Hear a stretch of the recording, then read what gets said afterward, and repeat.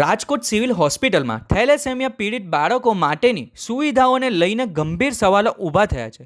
આક્ષેપ મુજબ સિવિલ હોસ્પિટલમાં લાંબા સમયથી થેલેસેમિયાની જરૂરી દવાઓ, ઇન્જેક્શન અને એલઆર ફિલ્ટર બેગની અછત છે, જેને કારણે રાજકોટ સિવિલ હોસ્પિટલમાં સારવાર લેતા અંદાજે 500 જેટલા થેલેસેમિયા પીડિત બાળકો અને તેમના પરિવારજનોને મુશ્કેલીનો સામનો કરવો પડી રહ્યો છે.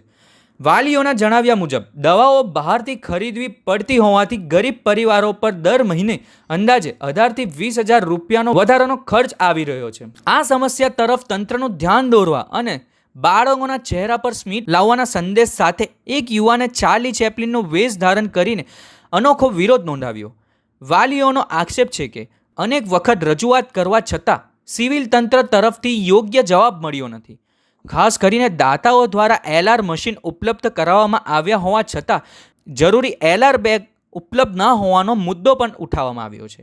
થેલેસેમિયા દર્દીઓના વાલીઓએ તંત્રને સ્વતરે જરૂરી દવા, ઇન્જેક્શનો અને એલઆર ફિલ્ટર બેગની વ્યવસ્થા કરવાની માંગ કરી છે.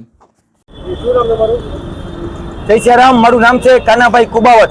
આજ રોજ અમે રજૂઆત કરવા આવ્યા છીએ હોસ્પિટલ ચોક ખાતે. જે સિવિલ હોસ્પિટલમાં ઘણા સમયથી જે 500 છોકરાઓ છે થેલેસેમિયાના બાળકો, તેની માટે ઇન્જેક્શન, દવા અને એલઆર બેગ નથી. તો અમારી માંગ છે કે એલઆર બેગ અને આપણે દવા અને ઇન્જેક્શન જલ્દીમાં જલ્દી સિવિલ હોસ્પિટલમાં મળે, થેલેસેમિયાના બાળકો હેરાન ન થાય, એની માટે રજૂઆત કરવા આવ્યા છીએ.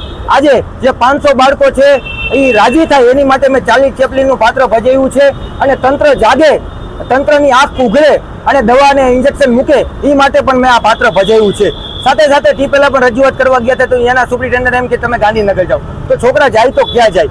એટલે અમે હજી તો અમારી માંગ પૂરી નહીં થઈ તો આનેથી વિશે જ અમે આંદોલનો અને રજૂઆતો અમે કરશી.